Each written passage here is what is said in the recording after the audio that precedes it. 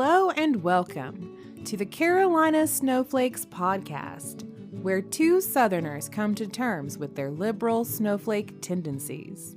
We're your hosts. I'm Amanda. And I'm Jason. And we're here with this week's episode of the Carolina Snowflakes Podcast. We're calling this one an Appalachian Analysis of Anxiety, which is a tongue twister, an alliteration, and an all-around awesome title. I like it. And we're Appalachian, and we're going to examine anxiety. We're recording this on Christmas Eve, which happens to be the most anxiety-ridden time of the year. Yeah, for sure. For most people. Mm-hmm. So, what more appropriate time to talk about the topic of anxiety and stress? I know for me, I tend to feel more around the holidays. I don't know. I wouldn't say that my anxiety increases a great deal during the holidays, but I know that it does for a lot of folks. I feel like my anxiety is pretty much constant. Yeah, so it's year round. You just have a straight bar of high anxiety that doesn't really fluctuate. Yeah, I think so. For me, it definitely goes up at this time of year, and it always ends on Christmas Eve. That's good. At least it ends. Yes, I always have a great Christmas Day. I always feel really happy, and after Christmas Day, I always feel a big relief. It's the build up and all the presents and stress and,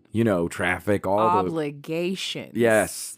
Obligations, all the general things that I dislike that make me feel anxious and nervous. And so that builds all the way up until there's nothing I can do about it on Christmas Eve. And then it's just like, oh, well, let's see how it goes. It's fun now. It's like, well, we're to the point now. I can't run out and go buy another present. I'm done. For me, it's kind of like the way road trips were when I was a kid. If you remember, going to Six Flags or Disney World or whatever, it was like a multi-hour drive, and I got car sick and I hated it. It was like the worst thing ever, but it was worth it because once you got there, but it took forever. Yeah, it was so much. Why does it always take so long? It was like stress and feeling sick and, being unpleasant. And then, boom, you're there and now it's worth it. And Christmas was always like that for me. Yeah. Well, I'm no stranger to anxiety. Yeah. And anxiety is no stranger to me. Yeah, you seem to handle it pretty well usually. I know. That's the thing. I've been told that by professionals. I mean, I can tell that you have it because I know you pretty well. But you seem to kind of handle it pretty well, especially in the moment. If you need to, if you get adrenaline going, you handle it. I think it's just I'm an internalizer. Yeah. I'm not an externalizer. So when I'm experiencing anxiety, most people around me would have no idea. Yeah, and you're like, oh, you can perform under pressure. So you're one of those people, if all eyes are on you, you won't crumble. Right. You'll perform in that moment, but then you'll cry later. Yeah. Or eat. Yeah. Or whatever you're going to do. However I'm going to cope with it. So I first kind of came to realize or learn that I was dealing with anxiety in my early 20s. Okay. I had gone through a very bad breakup and I sought counseling because I thought I was depressed, which I was. And in that counseling, I also learned that apparently I have anxiety. A quick question. Early 20s, do you mean 2021? Oh, yeah. I was 21, 22. Okay. So real early 20s. That's actually very common. The reason I was asking is that's when it happened to me. And that's, from my understanding, the most common age, about from 19 to 23. Well, as it had turned out, I had dealt with it for a long, long time, even prior to that, but I didn't know that. And so it wasn't really until the counseling expert, the therapist, told me, you're dealing with social and generalized anxiety here. And I was like, really? Yeah. I didn't know. So I spent kind of the early parts of my 20s dealing with, I guess it would be kind of social anxiety more so than anything else, where I really had a intense fear of going places. In particular, I didn't want to go into places by myself because I felt like people were looking at me. Okay. And I felt like I was being judged. Okay. And so I would get so overwhelmed, going even just grocery shopping, that there were a few times where I had to leave my cart and leave the store because I felt like the whole place was just closing in on me. I remember there was one time I was grocery shopping and all of a sudden the lights in the store just seemed 10 times brighter and everyone was just sort of moving in this streamer effect. and all I could hear was the dinging of the grocery items being rung up in the registers up front. Oh, yeah. I can picture that in my head. It was just this very overwhelming, like, experience. And there's the monotonous beep, beep, beep. And that's like... And it was so loud. Drilling a hole into your brain. Yes. And I was like, I can't. And so then I would get like lightheaded and I would get dizzy and I had to leave. You know, it's interesting. It's similar. It's almost similar to paranoia the way you're describing it. So you're afraid that people are judging you. Like you can put... That's fascinating to me that you can put it on that. I never experienced it in that way, which is I just find fascinating. No, mine was all a very self-conscious hyper awareness of my own being and thinking that other people were looking at me. Yeah, and so in your brain, the cause of it was that other people were judging you, which is very similar to paranoia, which I find. I mean, a lot of your symptoms are very similar to paranoia in that situation. Diagnosing me with paranoia? No, I'm saying that it's like if you've ever tried the devil's lettuce. If you've smoked marijuana, you know that sometimes it causes paranoia, and that's a lot what it feels like. Well, there's a good reason why I don't do that. Yeah. Hi. How you doing? Yeah. So that continued as just kind of being a thing, although I eventually had to learn to get over it, quote unquote, because I had to go shopping. I didn't always have somebody available to go with me. So eventually I just sort of had to learn to deal with it and get through it. And I did. But I think that although I was able to get through that part of things, I don't think my anxiety ever really went away. Right. You just found a way to cope. So a few years later, when I was in grad school, I was working on a group project with this lady, whatever, who was a very type A control person. Okay. I am also a type A control person. I was going to say, who was carrying the project then? And so it's a really bad idea to have two of those in the same group. Yeah, it is. And so I decided to just rein back. She was not only like type A control, she was kind of rude about it. Yeah, sure. I feel like I have a little bit more of like a diplomatic touch. You are very diplomatic. But this woman was not like that. And so she just kind of took control and told each of us what we were going to do and when to have it done. And so I was like, all right, you're boss lady. I'll do what you tell me to do. And so I did. And she was like, okay, well, I'm going to take everything you guys have put together and I'm going to formalize it into a presentation and I'll send it to you to look at before I submit it. And so she did. She put it all together. And I'm looking through it, and none of the stuff that I had put together for the project was included. Okay. And I was like, where's my shit? Like, I spent hours doing this work. Yeah, and you're going to fight this lady over it. Where's my stuff? And I hit her up, and I was like, is there a reason why you didn't include anything this work that I did for our project? And she was like, oh, well, yeah, I just felt like it didn't really fit. It didn't really work. So I just put my own in there. Oh, wow. And I was like, are you kidding me? And I was like, well, have you already submitted? And she's like, oh, yeah, I already submitted. And I was just like, you bitch. You bitch. You gave me busy work. Like, I think that's what she did. Honestly, looking back, I'm like, I think she just was like, here, do something over here. And I'm going to be in charge of the whole thing. Well, it pissed me off. I wrote a bad review about her in our, like, we had to submit to our professor, like, a review of the group. And, you know, it was HR, so of course you're going to have to analyze people and their work. So I wrote really nasty things about her because she was such a mega bitch. And I was mad. And so later on that evening, I was online and I was chatting with my friend and relaying to her what had happened. Okay, and you're getting reworked up. You're feeling and I'm just getting like worked up and just mad and thinking about what had happened and how just horrible this woman was. Okay. And my friend was like, well, hang in there. It'll be all right. And, probably still get a good grade. Anyway, I got to go. And I was like, okay, well, thanks for listening. Bye, So she leaves. And so then I'm left alone. Mm-hmm.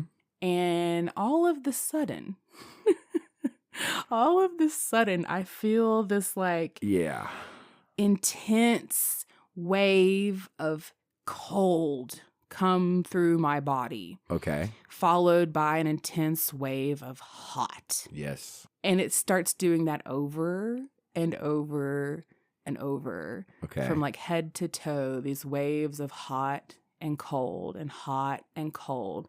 And I start feeling kind of dizzy, and I start feeling lightheaded, and I'm thinking, I'm dying. Yeah. This is it. Yep. Something has happened and my body is shutting down and I am dying. I have a question. Did you feel very disconnected from your body, as if your brain was somewhere, like Medicine Head almost? Your brain is outside or above your body? Sort of, but also not, because I was very aware of what my body was doing or how it felt. And so I was like, well, I didn't even question it. It wasn't a if I'm dying or maybe I'm dying. It was like, no, this is it. I'm dying. You just accepted it. Yes. And so I was like, well, I'm going to be found dead in the morning. Wow. So I need to make sure that I have everything in order. Yeah, you would. You would.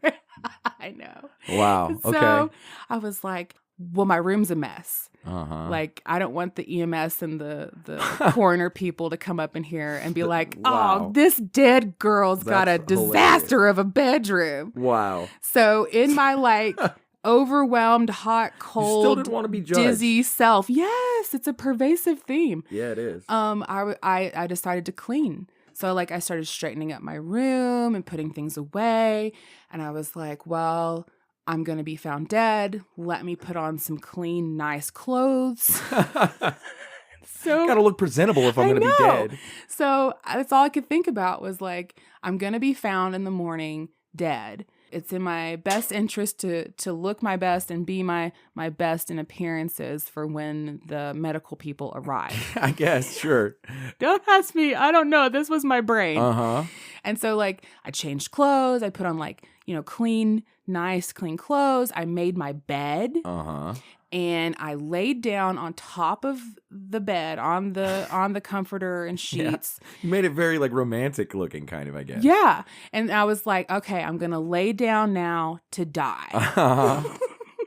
I'm laughing now because I know better. Because you didn't die. But in the moment, it was not funny. Right. No, it's not funny at all. And so I did. I laid down and I closed my eyes, still with this wave of hot and cold, and my body was just kind of shaking and I'm feeling overwhelmed. And eventually I fell asleep. Yes. And I woke up and the next morning and I wasn't dead. And I was like, this makes no sense. Yeah. I was supposed to die. Yeah, I thought I died. Yeah. Yeah. So I was like, something happened. Maybe I'm still dying. It's just delayed. Yeah. Maybe there's a pause. Yeah. So I went to the hospital. Yeah. Because I knew something was wrong. And I was like, something happened. I think I'm still dying. Let me just go be sure. What'd they tell you at the hospital? Well, I had a really wonderful nurse practitioner. Okay. Who saw me. And I went in and just said, I think I'm dying. Anyway, she was like, okay, well, we've checked all your vitals, your temperature, your blood pressure, pulse, oxygen, everything. Yeah. You're fine. Yeah. Everything is good. You give us no reason to think that you're about to drop dead. Yeah. And I was like, are you sure? Yeah. And she was like, okay, let me ask you some questions.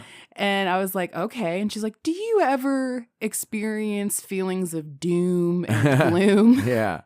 Or feeling overwhelmed or anxious? And I was like, well, yeah. Yeah, a lot. Yeah. She's like, have you been under a lot of stress lately? And I was like, yeah, I'm in grad school. And she was like, And she's like, I'm pretty sure what you experienced last night was a panic attack. Yeah.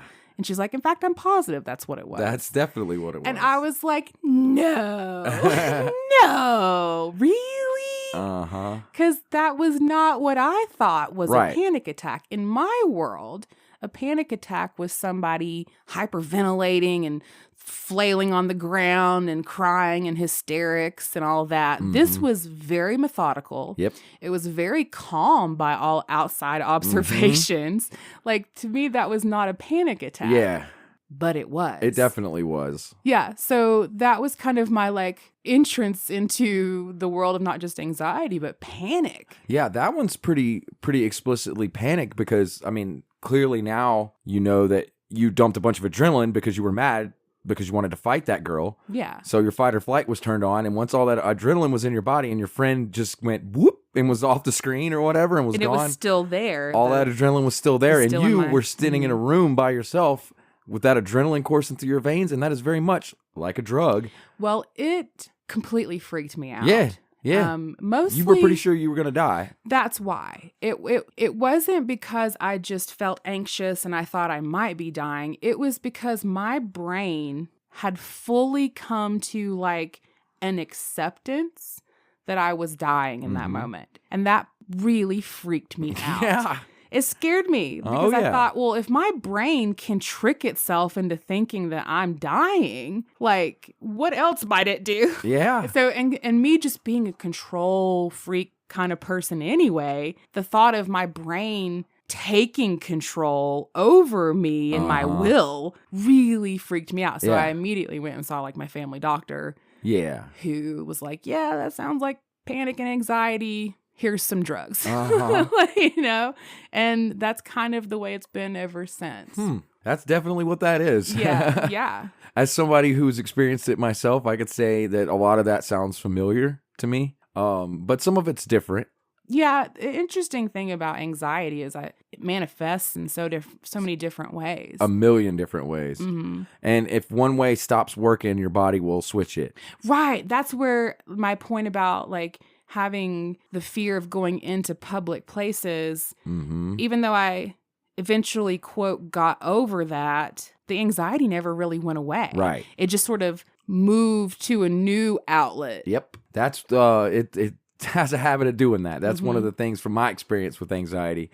If I stop worrying about having, say, a heart attack, then I'll start worrying about having an aneurysm. Yeah. If I stop worrying about having an aneurysm, I'll worry about getting necrotizing fasciitis, which is flesh-eating bacteria. Yeah, you just like think of all kinds of stuff. Yeah. How do I even know that it's called necrotizing fasciitis? Because I do. You know, 'cause I'm Thanks, that scared of it. WebMD. Yeah. Well, my experience with anxiety is kind of similar to yours in the aspect that I think I had stress and anxiety and a lot of like baby sort of panic attacks that kind of went unnoticed until I had a big one that sent me to the doctor. Yep. To set the setting though, I was in Charleston. I was living in my early 20s. I had been down in Charleston, living in a house with a bunch of friends, you know. I'll never forget the night it happened. I found out, you know, the musician Everlast? Yeah. I found out that he had a heart attack when he was like 30.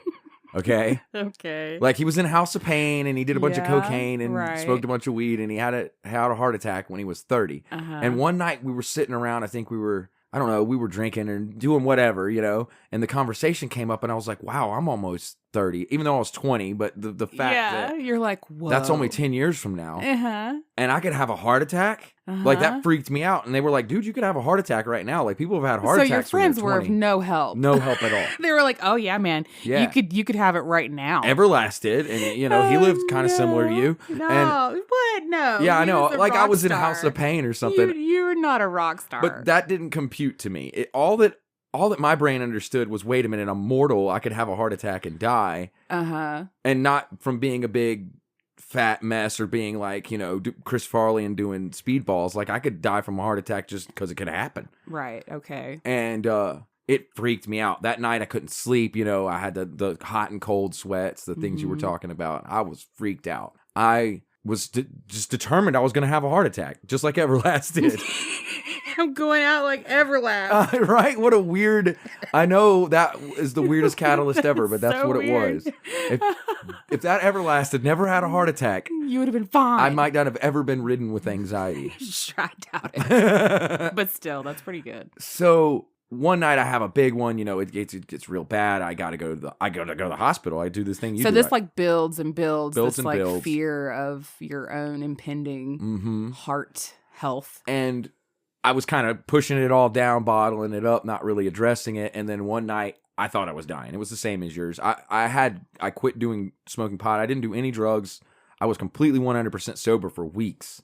And it just got worse and worse. Because you thought, like, this will, like, I need to stop this party life. Yes. Because it's going to kill me like it almost killed Everlast. Right. Yeah. Okay. I was living too hard, so I quit, and it just got worse. Of course infinitely it worse. did. Yeah.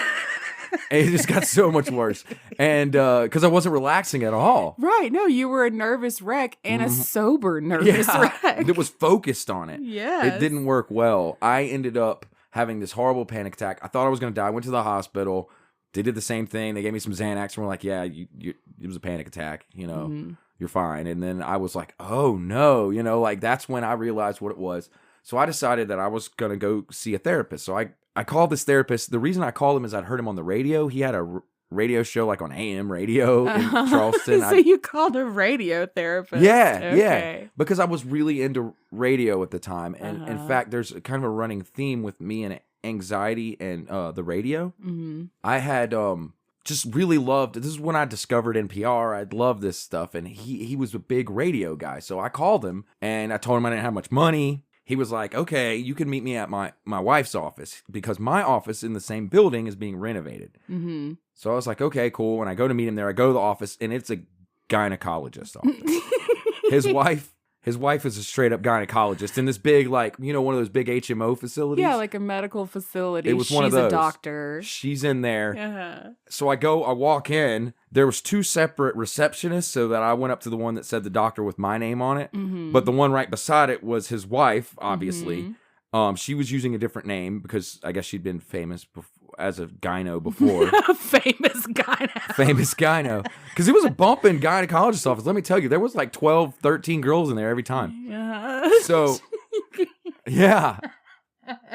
And I have to sit down and all the ladies are looking at me. It did not help with my anxiety at all. So it was a shared waiting room. Because the bottom part where his office was being renovated. Like there was construction everywhere. So he had to work out of his wife's office. And it happened to be the gynecology office. And so I go in and I'm in this room where there's like models of plastic vaginas everywhere and diagrams. And I've got to talk to this therapist about my panic attack. Did you like get to touch? Did you? Yeah, I touched it and it like fell apart into a million pieces. And I'm like picking it up and he's laughing at me. I broke the vagina. Yeah, he's laughing at me. And we were talking about how awkward it was. But he was a really cool therapist and he explained to me everything I needed to know, which was basically that I was having anxiety attacks, that they're not that uncommon, why you get them, all the nitty gritty, and took me to a doctor. Because he was just a therapist, so he gave me a recommendation for a doctor. The doctor put me on several different anti-anxiety antidepressants until I found the right one. Right. And I settled down and everything kind of was good for a while. Yeah. So it was a very similar story to yours until the second time it kicked in. Well, yours didn't have a weird gyno office. No, at no point was I in a gynecology office. Yeah. For therapy. Yeah, it was weird. It was weird for months. But yeah. After I got, like I said, I moved on. I got better. Everything was kind of okay. And then I moved back home and I started working in South Carolina upstate. And out of nowhere, I'm just driving one day and I have another big panic attack, like a bad one. I thought I was going to die on the side of the road. Were you still medicated at that point? Yes, I'd stayed on the medication. And I had not had any panic attacks. I'd actually been pretty good.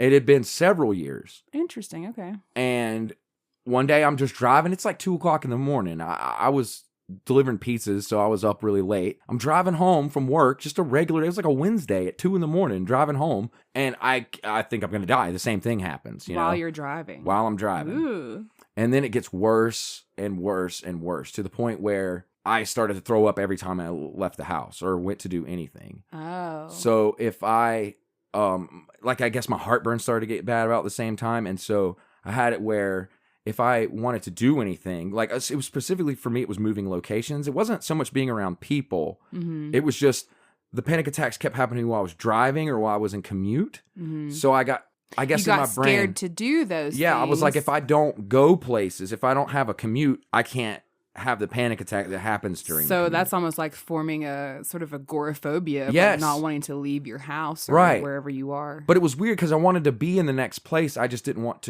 the travel. That was what was messing with me. Uh-huh. And I would throw up before I left anywhere. I used to do this thing where I'd tell people, like, I got to go outside and muster, is what I called it, enough courage to leave. And that meant go puke. Wow. So that I would feel enough, not nausea in my stomach, to relieve the tension in my stomach to be able to go somewhere. Wow. Yeah. Wow. And I remember being in a grocery store and passing out, and then everybody... So you actually passed out in a store. In a store, yeah, in a Walmart. Oh, no. I was standing there looking at groceries, and everything started going, whoa, whoa, whoa, whoa, whoa, whoa, whoa, whoa. And then the next thing I know, the Walmart employees like slapped me on the face, and there's like 10 people leaned over and they're asking me if I'm okay and I need to call the ambulance. And I just got up and left. I just got up and got in my car and left. I don't know if they called an ambulance or cool, not. because it's such an embarrassing experience. I can totally... I just awkwardly left. Yeah, you're like, oh no, I gotta go. Gotta go. Bye. Yeah, I assumed they thought I was on drugs, but I wasn't. Probably, that was the thing. And so, I went back to therapy and talked to, and things. I found out that basically, it had come back. It was another manifestation of this, and that it was generalized anxiety disorder. Yeah. Which is basically the stress that I have in life. I push it down and it pops its head out sometimes.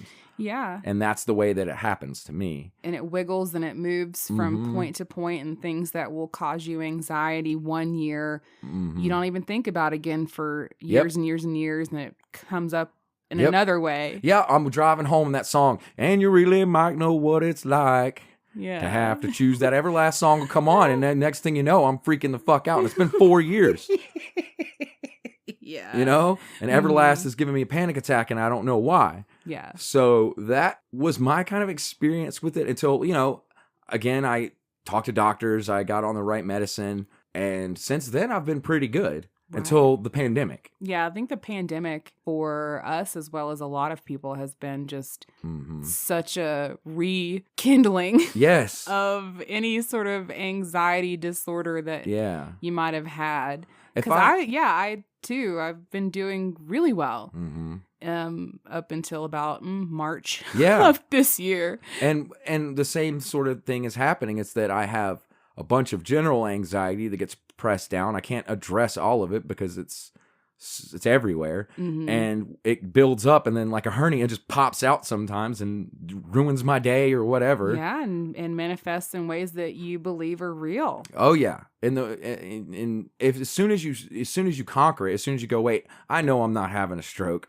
then it moves to something else because it's got to go. It has to go somewhere. Right. The purpose of it is to get you to change. The reason your body is doing this to you is because it wants you to change your behavior, and as soon as you find a way to ignore it, it comes at you in a new way so that you will address whatever the problem is. Your body's trying to tell you need to change your behavior, but you're not listening. I think for a lot of us, it's just we need to move. Yeah. Like that adrenaline builds up or dumps or whatever. The best thing you can do is exercise. That is something I've been learning a lot about recently. And I've learned that it can very much...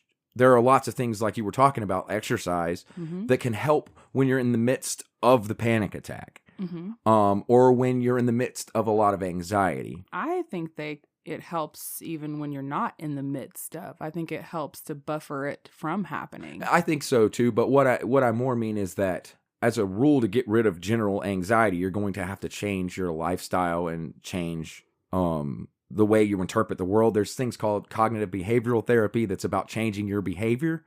That is one way to address and deal with the anxiety. It's probably what you need to be doing. Yes. If you were seeking therapy, chances are good. That's what they're going to give you. For anxiety, they're going to do some cognitive behavioral therapy. Which is a therapy that's based around changing your behaviors in reaction to things that give you stress. It's also about changing, your thoughts. Yeah, your patterns. What I was more talking about is things that you can do when the panic is hurting you. Yeah. Because cognitive behavioral therapy, as great as it is, isn't going to really help you in the grips of a panic attack because no, I do. It's a long-term thing. Movement, though. Yes. In my own like anecdotal experiences, physically getting up, moving around, and especially if I can go outside. Yes. Or just move in a way that's like not my normal movement. So exercise. Yeah, because that adrenaline dump, these hormones that are going into your body are, they need to come out in a relatively natural way. I guess the best way I could describe it is from a book that's called Why Zebras Don't Get Ulcers by Richard Serpotsky. Why Zebras Don't Get Ulcers. Yes, that's a good name for a book. I like that title. And zebras don't get ulcers, even though you'd think they would have a lot of. Well, yeah, they're out there getting chased every day by lions. But they don't. They don't have hormones dumps like we do at all, and that is because they're evolved. Like we have, we have kinds of stress that would. Chemicals that dump in our body from 10,000 years ago when we would be chased by giant mammoths and lions and saber-toothed tigers. And those chemicals do things to your body like improve your heart rate, cause your respiration to increase, cause you to sweat, cause you to hold on to water. These things were all good if you're running for your life. Sure. But if you're in your room and your friend just said, sorry, that sucks, see you later, and you're completely worked up and you've got that fight or flight chemical dumped into your body. And there's no mammoth chasing you. You got to get it out, or else you will lay there and feel like you're going to die. Yeah, or know that you're going to die. Like, well, it's happening. And in this book, Dr. Sapolsky does a great job of explaining everything about the different chemicals, hormones, and the way they affect your body. And it's really fascinating. It's a great book. And one of the things that I learned from it is that when your body dumps all of these hormones, it's like a cocktail, and some of them can tell your body to do opposite things. So it can tell your heart to speed up and slow down at the same time. Now, remember when I said earlier I didn't think I was going to die from a heart attack because I didn't do speedballs like Chris Farley did? Yeah, well, that is a speedball. That is a speedball. That's what I was getting at. That's what he pointed out in the book. When your brain is dumping those chemicals, telling your heart to speed up, slow down, to try to balance, that is really bad for it. It's not good. Yeah, especially if it's happening repeatedly. It's basically the same thing as Chris Farley shooting up a bunch of heroin and then snorting a bunch of coke. So basically, if you have completely uncontrolled, overpowering amounts of stress and anxiety at any kind of consistent chronic level, you're basically Chris Farley. You might as well be slamming heroin and coke right into your vein. Yeah, basically. That's so messed up. It is, but that's as far as your heart's concerned, the same thing is happening. Yeah. And I think that's really crazy, and I also think it's interesting. He talks about these great things called glucocorticoids, which are longer-lasting versions of hormones that do similar things. So they're similar to, say, testosterone or estrogen, except they last longer and they're not as severe affecting on the body. Human beings have more of those than other animals, the theory being that we're going to evolve to ditch some of those more drastic hormones and be on these longer lasting ones. That's probably, if I had to guess, the way things are going to go. We're just not there yet. We're not there yet. In the meantime, we have anxiety, a lot of it. Yeah. I imagine that as human beings, civilization lasts for longer and longer, we will have more of a need for longer lasting, less severe changes to our body from our brain. And those glucocorticoids will probably be the way that it will go, according to this doctor. I don't know. It's a fascinating book. It sounds like it. Yeah. And I wanted to plug it there. So, not that I'm getting paid or anything, but it'd be nice. It's a good book. And, he kind of ends it with sort of a social setting of like, so we have a social construction where we keep people living in permanent anxiety, and that's hurting their bodies. So like by having a social system that keeps people in poverty, we're doing violence to them, literally, to their bodies. And I could see that connection. I could make that connection. So one of the things that I think has permeated a bit of this conversation so far has been our own, not only experiences, but our own privilege. Yeah. Because we've both talked about mental health. Yeah. And kind of a very like... Yeah, I went and saw a counselor. Yeah, and a very kind of lighthearted, like, I sought therapy. Yeah, like I think that's the way it should be. I do too, on a personal level. But the reality is that a lot of people don't see it that way. Yeah, we're the Carolina liberal snowflakes, though, so I think we're allowed to be flippant with therapy. We can be, I guess, but The point is, we live in an area in the rural South that generally, as a culture, does not approach therapy or view therapy in the way that you and I do. I think even an older generation doesn't. It's more than just that. It's very specific to Southern. Huh. And even here in Appalachia. Okay. There's some very specific antitrust towards therapy and mental health. I was unaware of that. Treatment. No, it's definitely a thing. So when we were preparing for this episode, I decided to go and kind of refresh on like the different types of anxiety and treatments and whatever. And I came across, I wanted to see if there was something specific to our area that I could find, like numbers or stats or something. Mm-hmm. Well, I didn't find numbers or exact statistics, but I did find this article on the journal called the Archives of Psychiatric Nursing. Okay. And the article is called No Comfort in the South, Women Living Depressed. And so it's specifically about Southern Appalachian women and their perspectives and opinions towards mental health or mental illness. That's interesting. And although the article is about depression, I think it carries forward into anxiety. Yeah, and it probably, it manifests in them not wanting to see shrinks generally. Right. And not only just not wanting to see shrinks, but how they interpret mental illness. Yeah. So this is from the article. It says, individual experience of mental illness is bound by culture. Mm-hmm. Contrary to biomedical causal models of depression, impoverished rural Southern women attribute illness symptoms to other causes. Southern religion, Appalachian and poverty cultures, gender, ethnicity, language, and stigma influence the meaning assigned by these women to their depressive symptoms. Yeah. Beliefs in the causes of mental illness are rooted in Southern religious traditions, including evangelical Christianity, slave religion, and derivatives of early 18th century voodoo. Thus, spirit possession and punishment are important attributions for the causes of mental illness by impoverished Southern rural residents. Yeah. So it's not only that mental illness is a thing and it's taboo, but it's associated or explained by other causes. Right. It's you're possessed by the devil. Yeah, and I think that's very interesting because, as I said, there are a lot of body effects that can happen to you from anxiety that you can read a book that explains the chemistry of what's happening and why it does it to your body. But back in the day, they didn't have that understanding, so they would attribute it to demons and devils. Well, you say back in the day, it still happens. Well, I know, it still happens. Like, this article was just written a few years ago. Yeah, but what I'm saying is when they originated the idea that it was devils, they had a pretty good excuse in that they didn't know better. Right. And the people that are still perpetuating that should know better and do it anyway. That's the difference. So the author of this article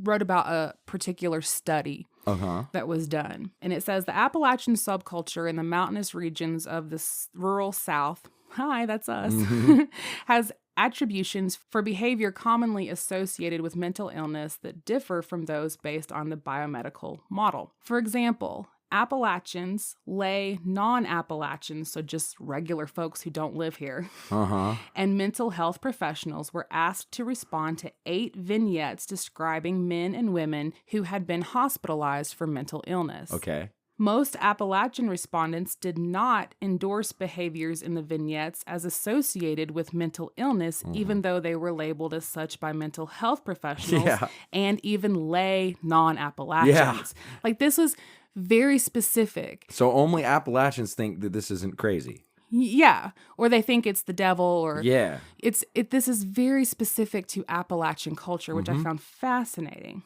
Appalachians ascribed different meanings to the same behaviors, labeling them as giving up, immoral, stupid, rude. Yeah. Lots of people are like that. Yeah. Bully, mean, and drinking too much. Most Appalachians said that behavior evident in the vignettes should be punished, tolerated, or justified. Yeah. Only a few thought that mental health treatment was warranted. In a more recent study of Appalachian women, severely depressed respondents did not recognize their symptoms as depression and delayed seeking treatment until they were having considerable difficulty functioning. Because impoverished rural Southern women believe that God works through the individual, they turn to family, friends, and special healers to help them recover their health. Further, they are unlikely to see mental health or other providers as helpful in managing their symptoms. Yeah. So it's like this kind of cycle of denial. Yes. And I mean, I could at least make an argument that there's a structural reason for that. It's to keep them oppressed, and that like it works to the benefit of the privileged to keep them away from mental health, to keep them depressed and then thinking that they're not depressed. Do you see what I'm saying? Yes. It's a way to keep poverty people in poverty. What I found most interesting in that part of the article was like how Southern Appalachian women labeled the behavior of clearly mentally ill people. Yeah. As being like, oh, he just had too much to drink, right. Or, oh, he's just mean. He's just a meanie, you know, or lots of people are like that. Yeah. And it made me think there's this like slogan, you see it on t-shirts or mugs and stuff sometimes that says, here in the South, we don't hide crazy. We parade it on the front porch and give it a cocktail. Yeah. How true. That is very true. Like if you're not acknowledging what it is in the moment. Oh, yeah. That is a Southern thing. To not only have mental illness around you, but to deny that that's what it is and to parade it out on the front porch. And I think I find it fascinating that there's sort of a political dynamic happening here as well, and that is that the one side of the aisle, we'll go ahead and put a pin on it, the Republicans want to keep the Appalachian people worked up and thinking that they don't want all these liberals coming in changing their values. Yeah. And so they see mental health and mental health professionals as the liberals coming in changing their values. The Republicans aren't helping in integrating mental health into Appalachia. As an Appalachian myself, I don't know that I would, as much as I would love to, I don't know that I would completely blame the Republicans for that, because Appalachian culture is pretty rooted in not trusting outsiders. Right, it is. And it's been that way for a very long time. Right, but what I mean is that a party has taken that and made it political. Oh, yeah. No, they've scooped in and been like, yes. Yeah, I'm not attributing the fact that Appalachians don't like outsiders or Republicans. I'm saying that Republicans took that fact and are using it to exacerbate the problem. That is true. Yeah, yes. That's what I'm saying. Yes. And it's making it harder for the Appalachians to have acceptance of mental health because it's being portrayed as some liberal thing coming from the outside, when you and I both know that that's not true. And also, as the article mentioned, this is the impoverished South. So it's easy to trick them. And not only that, but access to mental health treatment is already so limited. You throw in poverty and it's even more limited. Right. Some part of it might be coping on the side of the Appalachians in the sense that they're too poor to even afford mental health. So as opposed to saying this is something I wish I could get, but I can't afford, it's easier to say that it's bull hockey and that it's just something rich people waste their money on. Or, as she pointed out, it's easier to say I'm going to turn to my God or my family and my spiritual healers. It's easier. It's easier, and it's culture. But I feel like in the end, it hurts us more. It definitely does. Yeah. I just thought it would be smart, or, on our part, to mention, like, I find that fascinating. That we are coming from definitely a place of privilege in this. Oh, yeah. Just kind of acknowledge that. For sure. I mean, partially just liberal attitudes towards mental health in general. Yeah, like, I don't have that feeling of stigma on going to see a therapist. Me either at Actually, if somebody tells me they're going to go see a therapist, I'm like, high five. Yeah, yes, nice. Good. Right. I think everybody should. In Amanda's perfect utopia, everyone born gets assigned a therapist that you have for life. Yeah. Yeah. I agree. And I think that is partially privilege. That's unfortunate that we live in a world where money has something to do with all that, but it's true. Money and education and access. Right. Yeah. Right. Well, in the spirit of anxiety and stress. Woo, the spirit. Yeah. When we first bought these microphones that we're using to record, we were testing them out. We were hooking them up to everything, trying to make everything sound good. Mm-hmm. And you had had a very stressful day at work. I remember it very specifically because there was a woman who had called you to yell at you. Oh, yes. Yes. What did she yell at you about?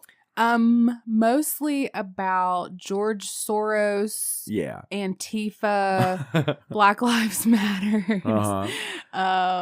She kept me on the phone for far too long, I should say, or I stayed on the phone with her for far too long. And you eventually let her have it. I maintained my cool for a really long time, way longer than I would normally. Yeah. And it just eventually grated, and I lost my cool and exploded all over this woman through the phone. And I let her have it. Yeah.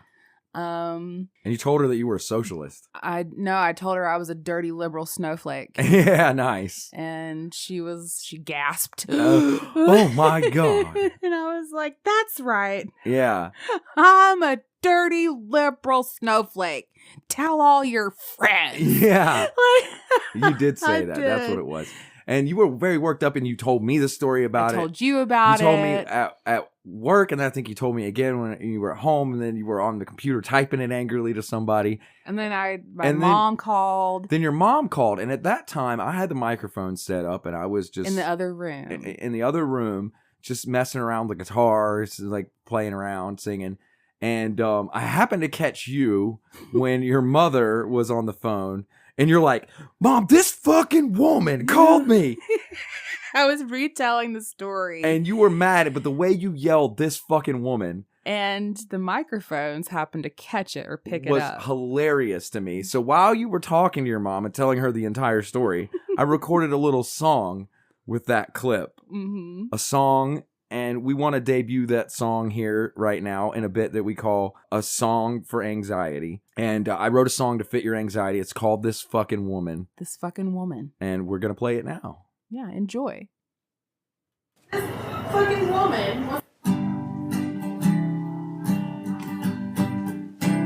This fucking woman. This fucking one. This fucking woman. Fucking woman. Why did she call me? Fucking woman. This fucking woman. Fucking woman. Yeah. Wow. I forgot how great that song was. It's pretty spectacular. Yeah, but also kind of embarrassing. It is. I think that's the first thing I recorded on these microphones. I don't know how to sing and play guitar, by the way, at all. So. Well, no, but you were just messing around trying to figure out how the sound worked. I'm not going to be the next Justin Bieber, that's for sure. And it just so happened that I was in the background yelling, this relaying. Fucking woman. This fucking woman. Oh, it was hilarious. So. That does it for this week's episode of the Carolina Snowflakes Podcast. If you like what you heard, or if it gave you a bunch of anxiety, you can find our website, carolinasnowflakes.com. And if you want to chat with others about your anxiety, you can always do that on Facebook and hit us up. Facebook.com/Carolina Snowflakes. And if you're not too nervous about it, you can send us an email on the Gmail. carolinasnowflakes@gmail.com. Gmail.com. Thanks for listening. Bye.